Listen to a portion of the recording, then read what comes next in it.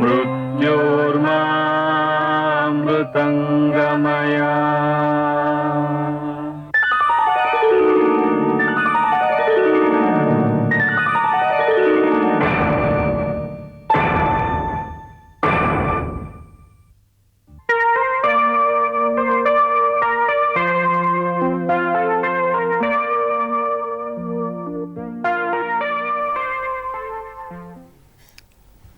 Hi students, welcome back to the next session, that is mensuration 2D.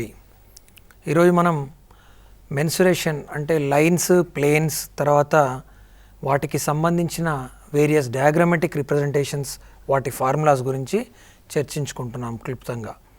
So జనరల్గా మన day to day లైఫ్లో చూస్తే planes అంటే మన విశ్వతలం కానీ భూతలం కనుక చూసినట్టయితే అది ఏ ఆకారంలో ఉందని ఎవరైనా చెప్తే మనం ఏమంటామండి జనరల్గా plane, it is in the shape of plane అంటాం. సో ఆ ప్లేన్లో ఒకవేళ కనుక మనం ఒక చుక్క, ఒక బిందువును రాద్దాం అనుకున్నాం. So if I want to represent like this a point, that is a part and parcel of the plane. అంటే నేను ప్లేన్ మీద ఒక బిందువును, so I have indicated a point. So ఆ ప్లేన్, ఆ పాయింట్ ఎంత పరిణామంలో అయినా ఉండనియండి, కానీ that will be as a part and parcel of a plane. So ఇలాంటి పాయింట్స్ నేను కనుక ఒక 4-5 జత కూడిస్తే ఏమవుతుంది?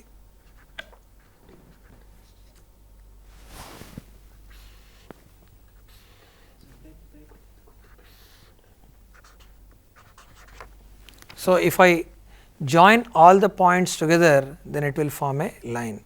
అంటే లైన్ అని చెప్పడానికి, లైన్ అనే డెఫినేషన్ మనం ఇవ్వాలి అనుకున్నప్పుడు it is nothing but the set of points అనే plane. So line can be, ఒకవేళ కనుక లైన్ మనం చూసినట్టయితే లైన్ మనం ఎటు అటువైపు కానీ ఇటువైపు కానీ ఎంతసేపు అయినా ఎంత దూరమైనా కూడా ఎక్స్టెండ్ చేసుకుంటూ పోవచ్చు. ఒకవేళ ఒకే రూట్లో ఇలా ఎక్స్టెండ్ చేసుకుంటూ వెళ్ళామనుకోండి, ఆ లైన్ని మనం that we generally call it as a ray. So లైన్లోంచి నెక్స్ట్ వచ్చిన definition that will be generally we treat as a ray. So సరే, అటు ఇటు ఇండెఫినెట్గా ఎక్స్టెండ్ అయిందనుకోండి, దాన్ని సింపుల్గా లైన్ అంటాము. ఇండెఫినెట్గా ఎక్స్టెండ్ కాలేదనుకోండి, that will be called as a line segment అంటాం. జనరల్గా లైన్ కానీ, లైన్ సెగ్మెంట్ కానీ, ఒక రే కానీ, ఈ మూడింటిని గమనించినట్టయితే మనం ఒక బిందువులోంచి డిరైవ్ చేసినవి అని అంటే we're all deducing from the concept of point అని గుర్తుంచుకోవాలి. ఒకవేళ ఒకే రూట్లో కనుక ఒక లైన్ పాస్ అవుతున్నట్టయితే దాన్ని సింపుల్గా మనం రే అంటాము. 2 రూట్లలో పాస్ అవుతున్నట్టయితే లైన్ అని, లైన్ సెగ్మెంట్ అని కూడా నిర్వచిస్తాం. సో ఇది మనకు పునాది. అంటే మనం మెన్సురేషన్ మనం నేర్చుకోవాలనుకున్నప్పుడు లైన్ కాన్సెప్ట్ అనేది మనం తప్పకుండా నేర్చుకోవాల్సిన అంశం ఉంటుంది. ఓకే, ఒక లైన్ తీసుకుందాం.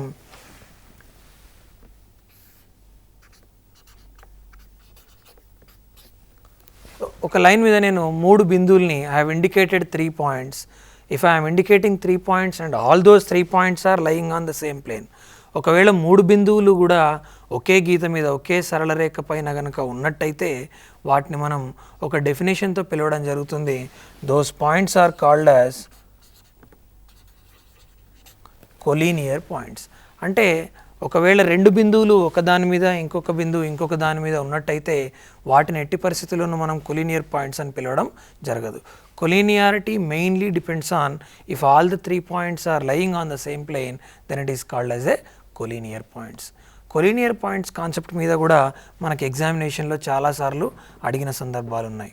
సో ఒకటే గుర్తుపెట్టుకోండి, ఎన్ని బిందువులైనా కానివ్వండి ఒక లైన్ మీద, if all these are lying on one line, then all those points are called as collinear points. Collinearity అనేది కూడా చాలా ఇంపార్టెంట్ లైన్స్లో, ప్లేన్స్లో, యాంగిల్స్లో తప్పకుండా వచ్చే కాన్సెప్ట్. ఓకేనండి. ఒకవేళ ఒక పాయింట్ నుంచి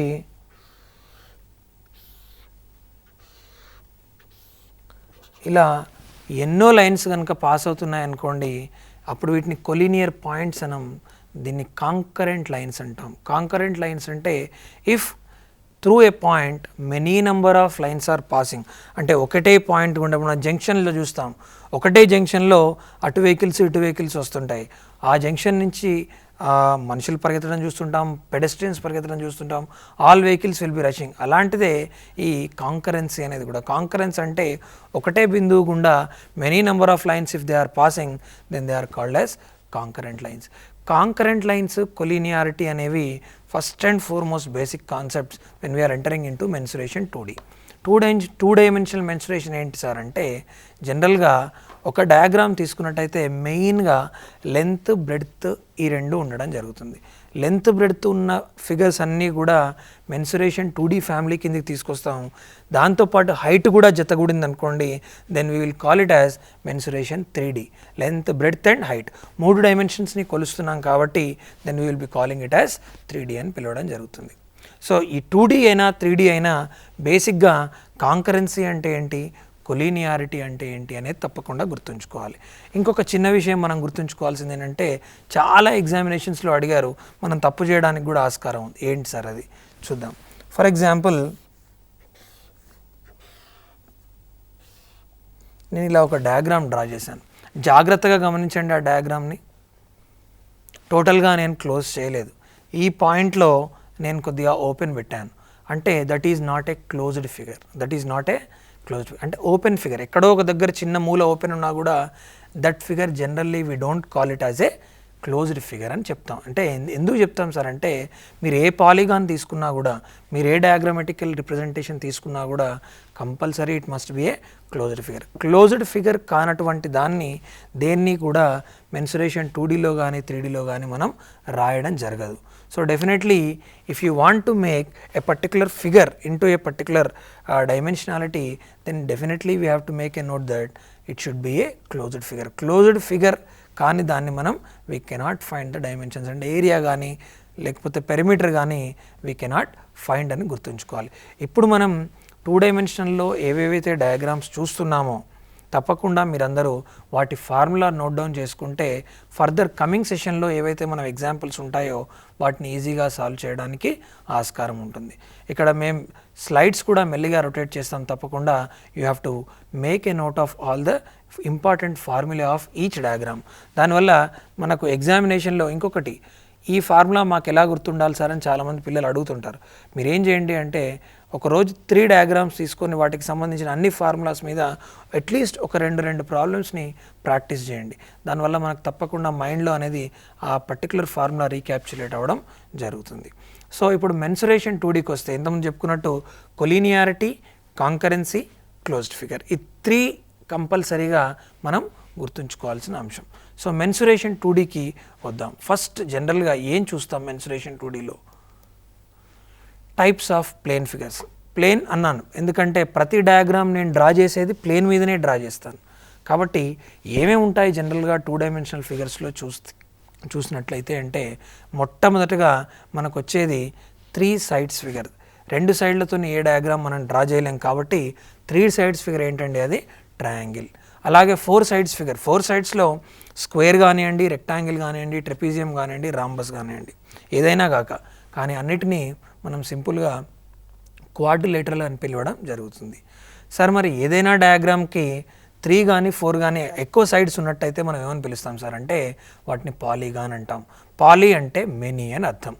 అలాగే ఇదే ప్లేన్ ఫిగర్స్ 2 డైమెన్షనల్లో సర్కిల్ వస్తుంది, సెక్టార్ ఆఫ్ సర్కిల్ వస్తుంది, రెక్టాంగులర్ పాత్స్ వస్తాయి, సర్క్యులర్ పాత్స్ కూడా వస్తాయి.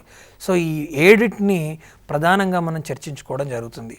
జనరల్గా 3 డైమెన్షనల్ ఫిగర్ కానటువంటి వాటికే ఎక్కువ ఫార్ములాస్, ఎక్కువ పారామీటర్స్ ఉండడం జరుగుతుంది. సో ఫస్ట్ మనం ట్రయాంగిల్ గురించి చూద్దాం. ట్రయాంగిల్స్లో కూడా మనకు ఎన్ని ఉన్నాయండి? ఐసోసెలిస్ ట్రయాంగిల్ ఉంది, స్కాలెన్ ట్రయాంగిల్ ఉంది, రైట్ యాంగిల్ ట్రయాంగిల్ అంటే సమద్విబాహు త్రిభుజం ఉంది, అన్ని కోణాలు సమానమయ్యే త్రిభుజం ఉంది, లేకుంటే ఎటువంటి సైడ్ కూడా సమానం కానటువంటి త్రిభుజాలు కూడా ఉన్నాయి.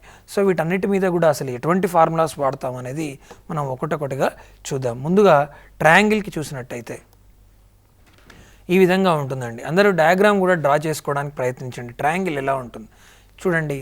నేను 3 సైడ్స్తో మీరు జాగ్రత్తగా గమనించినట్టయితే 3 సైడ్లు నేను క్లోజ్ చేశాను. అందుకే దీన్ని ఏమంటాం మనం క్లోజ్డ్ ఫిగర్ అని పిలుస్తాం. ఇది చిన్న బేసిక్ అయినా కూడా చాలా ఇంపార్టెంట్. ఒకసారి ఎగ్జామ్లో ఎలా అడిగారంటే సింపుల్గా ఒక చిన్న కార్నర్లో ఓపెన్ పెట్టి దాని ఫార్ములా అడిగాడు. సో ఆన్సర్లో డేటా ఇన్అడిక్వేట్ అని కూడా ఇచ్చాడు. డేటా ఇన్అడిక్వేట్ అంటే అది ఓపెన్ ఫిగర్ కాబట్టి we cannot find the required data అని మనం అర్థం చేసుకోవాల్సి ఉంటుంది. సో ఇక్కడ చూసినట్టయితే 3 సైడ్స్లో ఏబిసి అని నేను వర్టెక్స్కి నేమ్ చేశాను. వాటి సైడ్ లెంత్స్ వచ్చేసి కూడా ఏబిసి అని నేను చేశాను. మధ్యలో గీత నేను ఏదైతే డ్రా చేశానో దాన్ని హెచ్ అనుకోవడం జరుగుతుంది. H is nothing but the height of the triangle. ఇలా జనరల్గా ఎనీ ట్రయాంగిల్ తీసుకోండి, 3 సైడ్స్ కానీ హైట్ కానీ ఇచ్చినట్టయితే మనం ఏరియా కానీ పెరిమీటర్ కానీ ఎలా ఫైండ్ అవుట్ చేస్తామో చూద్దాం. ఇంతకుముందు చెప్పినట్టు A B C are 3 sides of the triangle అన్నాను. H is the altitude. తప్పకుండా మీరు నోట్ చేసుకోవాల్సిన అంశం ఏంటంటే ఆల్టిట్యూడ్ కానీ హైట్ కానీ రెండిటికి సమానార్థమే ఉంది. So altitude is nothing but the height and AC is the base. Base అంటే ఎప్పుడు కూడా కింద ఉన్నదాన్ని నేను బేస్ అనుకోవడం జరుగుతుంది. సో ఒకవేళ ఇవి కనుక నేను నా డైమెన్షన్స్గా ఇచ్చినట్టయితే అప్పుడు పెరిమీటర్ ఎలా ఫైండ్ అవుట్ చేస్తాం సార్?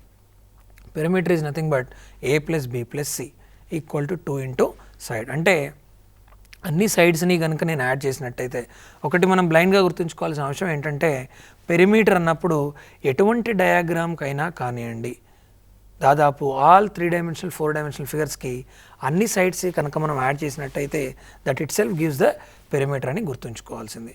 సో ఇది any triangle you can go for perimeter equal to a plus B plus c or సింపుల్గా 2 ఇంటూ సైడ్ అని కూడా రాసుకోవడం జరుగుతుంది. కానీ ఇక్కడ గుర్తుంచుకోవాల్సింది ఏంటంటే హెచ్ అనేది హైట్, మనం దీన్ని పెరిమీటర్లో వాడలేదు. ఏరియా చూద్దాం. పెరిమీటర్ ఏరియా ఈ రెండింటి గురించే చాలా ప్రశ్నలు అడగడం జరుగుతుంది. Area equal to half into base into altitude. Altitude అంటే సార్ ఇంతకుముందు చెప్పినట్టు altitude is nothing but height. అంటే half into any side into length of the perpendicular dropped. Perpendicular అంటే ఏదైతే నేను హైట్ డ్రా చేశానో అది లంబంగా ఉంది కాబట్టి దాన్ని పర్పెండిక్యులర్ అనుకోవడం జరుగుతుంది. సో దానికి S square root of S into S minus A into S minus B into S minus సిగా రాయడం జరుగుతుంది. ఎస్ అనేది ఏంటి sir? S is nothing but A plus B plus C. Side అంటే ఇలా ఫైండ్ అవుట్ చేసి semi perimeter అంటాం దాన్ని. సెమీ పెరిమీటర్ అంటే సగం ఉన్న పెరిమీటర్ అని అర్థం. ఇంతకుముందు పెరిమీటర్ అంటే 2s అని రాసాం కదండి. 2s ఈజ్ నథింగ్ బట్ అంటే 2 ఇంటూ సెమీ పెరిమీటర్ అని అర్థం చేసుకోవాల్సిన అవసరం ఉంటుంది. అదే ఈక్విలేటరల్ ట్రయాంగిల్ తీసుకున్నట్టయితే ఈక్విలేటరల్ ట్రయాంగిల్ మెయిన్గా ఏం చెప్తుందండి?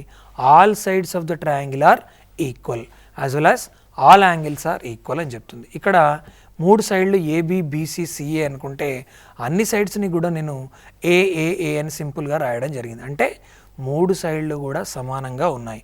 3 సైడ్లు సమానంగా ఉన్నప్పుడు ఆబ్వియస్గా 3 కోణాలు కూడా సమానంగా ఉంటాయి. అంటే ఒక్కొక్క కోణం if each angle we are able to see then each angle constitutes together around 60 degrees. Totally the triangle will be 180 degrees. The sum of all angles in a triangle is 180 degrees అని చెప్పడం జరుగుతుంది. సో ఈక్విలేటరల్ ట్రయాంగిల్ మనం చూసినట్టయితే దాని properties ఎలా ఉంటాయి? A is the length of each side అనుకున్నాం. A is the length of each side అన్నప్పుడు ఆటోమేటిక్గా 3 సైడ్లు ఏఏ అవుతుంది. ఎందుకంటే ఇంతకుముందు అన్నట్టు all sides of the triangle are equal అన్నప్పుడు పెరిమీటర్ ఈక్వల్ టు 3a అని ఇచ్చాను. ఏం చెప్పానండి? పెరిమీటర్ అంటే అన్ని సైడ్స్ను యాడ్ చేయండి. ఒక్కొక్క సైడ్ ఎంత ఉంది? A plus A is nothing but 3a. అలాగే ఏరియాకి వచ్చినట్టయితే area of the equilateral triangle equal to √3/4 a square. ఇంతకుముందు ఉన్న ట్రయాంగిల్కి ఏం చెప్పుకున్నామండి? ఇంతకుముందు half into base into height. ఇక్కడ మనకు కనుక సైడ్ తెలిసినట్టయితే length of the each side తెలిసినట్టయితే then we can easily find the perimeter as well as area అని మనం గుర్తుంచుకోవాల్సిన అవసరం ఉంది. రైట్ యాంగిల్ ట్రయాంగిల్ తీసుకుందాం. రైట్ యాంగిల్ ట్రయాంగిల్కి వస్తే ఒక యాంగిల్ తప్పకుండా 90 degrees ఉంటుంది. మనకు చిన్నప్పటి నుంచి తెలిసిన అంశమే ఇది. మిగిలిన యాంగిల్స్ అది 2 కంబైన్ చేస్తే 90 degrees ఉంటాయని తెలుసు. సో ఇప్పుడు